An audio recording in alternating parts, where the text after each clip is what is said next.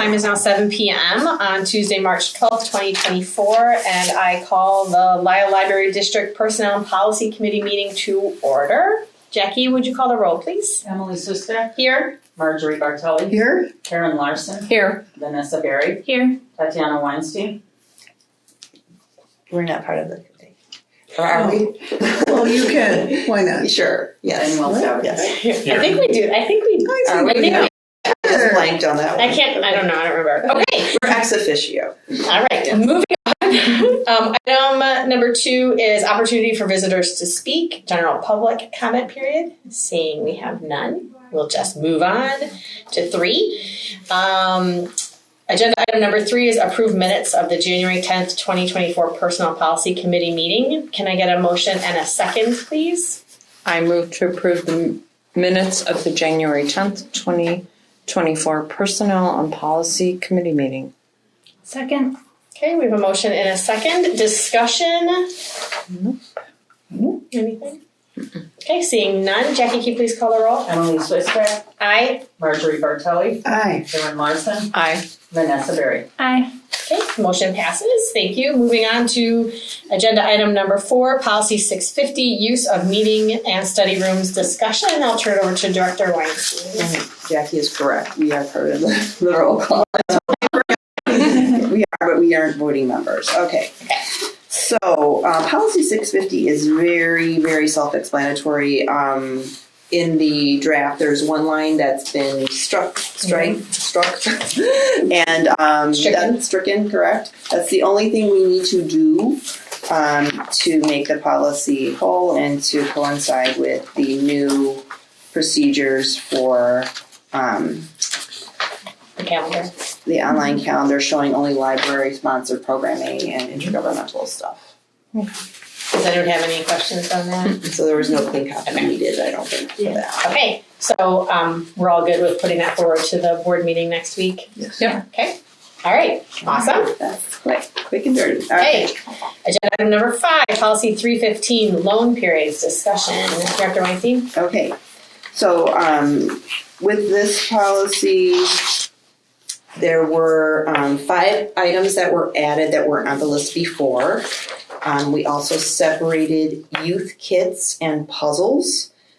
We did that because in discussion with department directors, we wanted to make sure that puzzles had an item limit of 2 versus no item limit.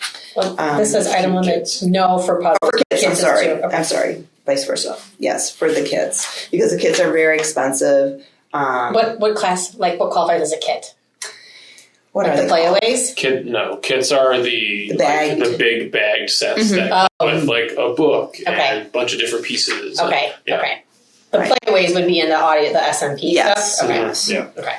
And then we footnoted 3 items, and the 3 items are, you can see on the clean copy. Under interlibrary loan, we just footnoted varies to better fit it on the page. SMP just defined what SMP, the acronym, stands for, and then down below under consideration holds and just defines those terms.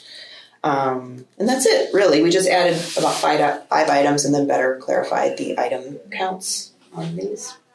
Okay. Does anyone have any questions, concerns with this? And then the reciprocal eligible, that just hadn't been added before. Yes, thank you for pointing that out. That was a new column there. Staff requested we put something there for reciprocal borrowers because they refer to this policy if someone just walks up to the desk and says, hey, can I borrow this? Oh. And so they wanted that outlined there. And you can see mostly everything is reciprocal except for reference items, video game consoles, and Wi-Fi hotspots and Rokus. Good. Okay, so are we comfortable sending this to the full board next Wednesday? Yep. Awesome. Okay, moving on. Agenda item number 6, policy 365, confidentiality of library records and associated forms. Discussion. Director Weinstein. Okay, so the first thing to mention is that this policy is a policy 910 is an exact duplicate of policy 365. I'm not sure how that happened back in 08 or whenever, but we have 2 policies that just reflect the same information. Second to mention is policy 375 and 380 relate to 365. They're all related to protecting library records and describe the procedures for a search warrant and or emergency request by law enforcement. So having 3 policies, actually 4 because it's one's a duty, that similarly talk about confidentiality in situations with law enforcement, it's been confusing for staff to and this doesn't happen. We haven't had this happen since over 10 years where there was a search warrant or anything like that. It hasn't happened in forever. But, when staff read the policy manual, they get confused by having 3 policies that kind of refer to the same. So I did a bit of research, and most libraries have one policy that addresses everything that our 3 policies address. So, and also have one policy that discuss court orders. How are we doing? Thanks for recording. We'll have audio. The audio going for sure. Okay. Moving on. Okay. I'm pretty sure it's So having one policy, most other libraries have one policy that address all these issues. So I drafted a one policy that encompassed 375, 380, and 365. And after doing that and using kind of cribbing notes from other libraries, and then I sent that policy to our attorney because it does involve law enforcement. And so he reviewed the draft I sent him. He sent me back his edits. Most of them were capitalized subpoena, capital, things like that. And then, so that's what you see here. It's got an aggregate of my research and then the attorney's edits. So we'll go through them. So the new introduction, it just better clarifies. Let me get to my clean copy. Page 19. Yeah, the new introduction clarifies which records are considered confidential, because I think the previous said any library records, and that's not actually true. It's specific to circulation and registration records. So there's a better clarification there. Then in Section A, this is the entire Act. It's referenced the same way it was referenced in the current version, but he recommended keeping it in there, which is fine. Section B then goes over procedures when there is a court order, such as a subpoena or a search warrant, and when a court order is not necessary. So under number 1, under number 1, it just goes over the emergency situation when a court order is not produced. So there are 4 specific conditions, as well as the forms that must be filled out by the officer and the person in charge. And I'll show you those forms in just a second, or they should be in the packet. Yeah, there. Okay. And then number 2 describes the designated contact chain of command. Number 3, A through K, just lists the procedures for the designated contact, and the forms follow the clean copy of the policy in 365 in the packet. Those are for the search warrant and emergency request for information. And then that's about it. I mean, we can go over the details if you want to, but the attorney has reviewed everything in this policy. And like I said, he provided edits to my draft. So if there are any questions, I will try to answer as best I can. But this one's kind of cut and dry, attorney approved. So the only thing that popped out to me was there was some extra spacing on page 20 in the second paragraph under number 1. okay. So it says only information identifying a suspect, witness, or victim of a large space crime may be disclosed. Oh, Did you see it? yes. That's the only thing that stood out to me. I was really actually enjoying reading it because I thought, wow, this is really spelled out. It's very clear. I like that there's the act is still in there. And I really appreciated the forms being in here too, because then if staff is in a situation where something happens, they have these forms that they can just, okay, this is our procedure, this is this is our policy, this is what we need to do, we fill out this form and all of that. So I appreciate all that work that was put into it. Do any of the other committee members have any questions or comments? No. No? Okay, so is everyone comfortable sending this one forward to the board meeting next Wednesday? Yes. Okay. That's great. And All right. this will help staff so much because now we can refer to just one policy that's got everything. So then, What happens to the other policy? so that's what we need to talk about right now. So agenda items 7, 8, and 9, right? Are those are the three? Mm-hmm. So policy 910, confidentiality of library records, that's the duplicate. Policy 375, search warrant policy, is one that's encompassed in 365. And then policy 380, request by a sworn law enforcement officer. Those were all ones that were included in there, right? And so if you look in the packet, the recommendation is that we just strike those policies completely because they've been included in 365 now. Right. I'm sorry, yeah, 365. So are we comfortable with that? With Recommendation to revoke. the recommendation, yes, to revoke those policies? Yes. Absolutely. Okay, so then we'll put that forward also to,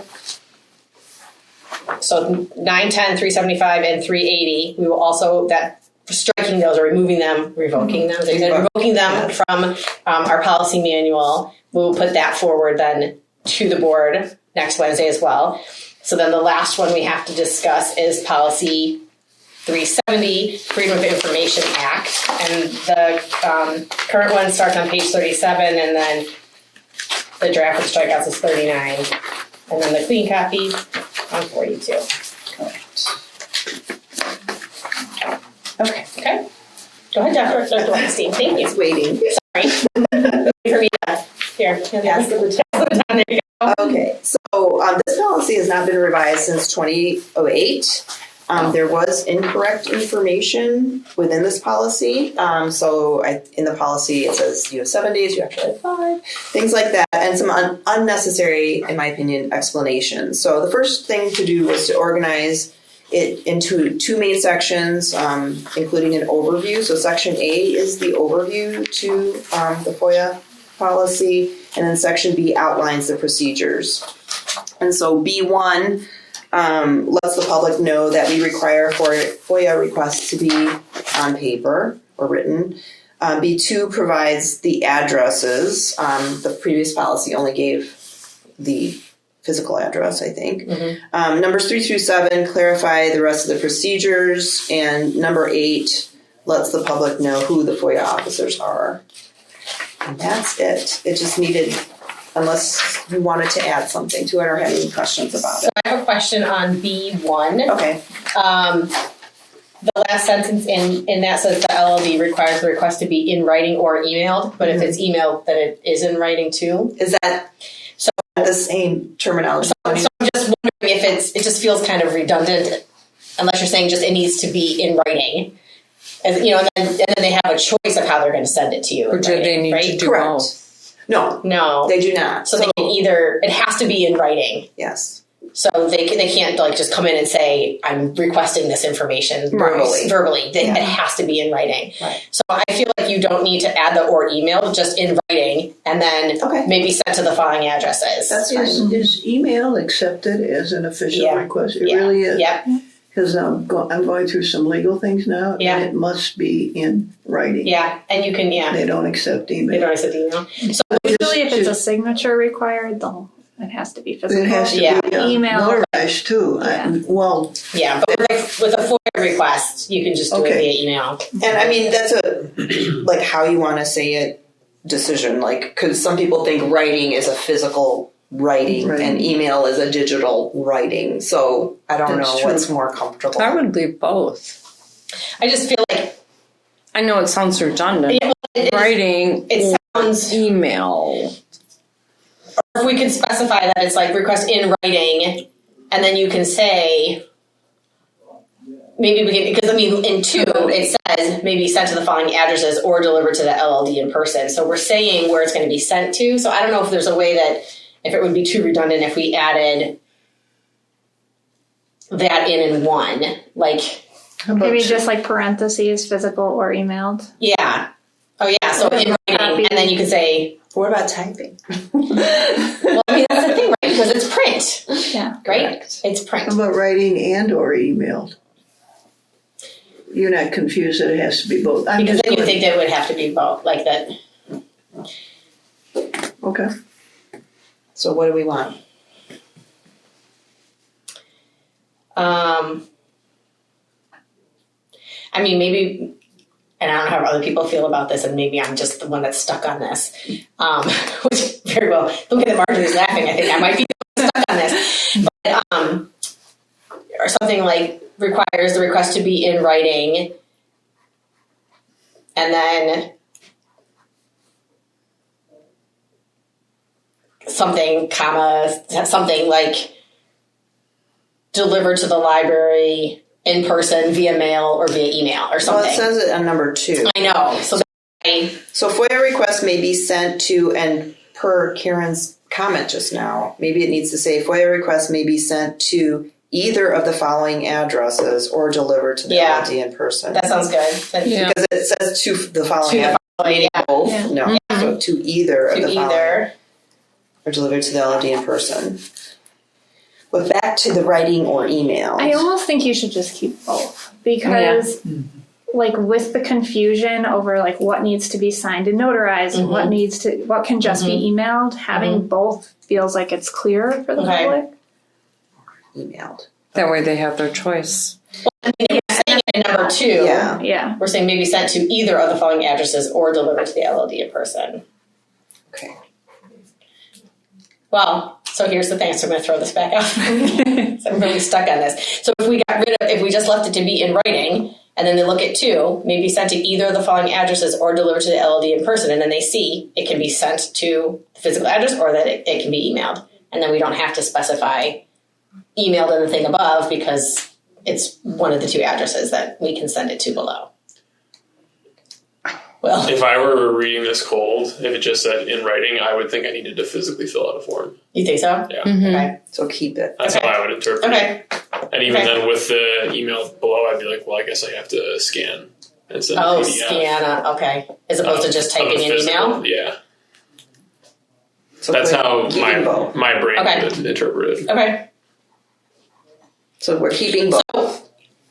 And I'm totally fine with that. I just feel like, so to be in writing, to be emailed. Like if we took out the thing, the LD requires the request to be in writing. The LD requires the request to be emailed. So yeah, so they both work, right? After the to be. Okay. In writing or email. Okay. I know. I just wanted to separate, take away the conjunction to make sure it worked with both. Okay, I'm good.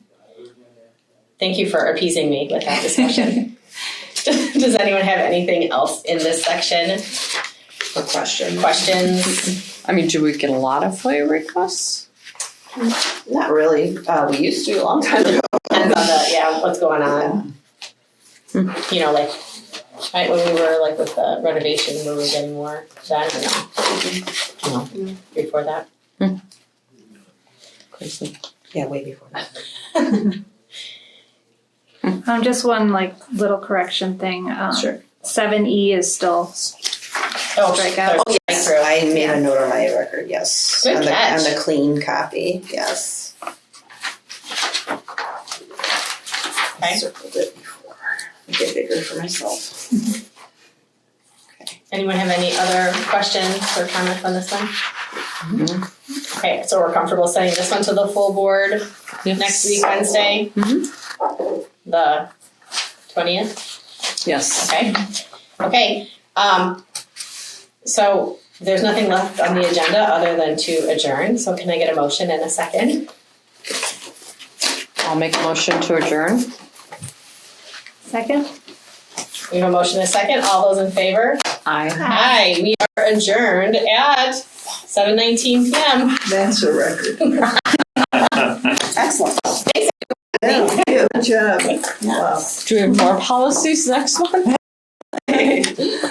This is really helpful because especially the and you'll see it in my director's report for the board meeting next week, is that the search warrant, all of these like law enforcement type of policies are going to be very helpful for when we do PIC training, because Will's working with the people who have not yet been trained as persons in charge, because we have some new people on board. And so having a clean policy for if this should ever happen, so we don't have to show them 3 policies, which were confusing anyway. I don't know if you read the No, I strike didn't. version. I got It was bad. Well, then having to like refer to one and then the other. Yeah. Like, It was bad. So having one policy for our new people, at least, it's a scary thing to have to deal with Right. at all. Right. I think I'm the only one who's ever had to deal with that before, and this was like way back in like 2000 or something. So yeah, it was way back. Would be way before the renovation, way before many directors ago. But so, and the law enforcement officer at the time didn't have a search warrant, didn't have anything.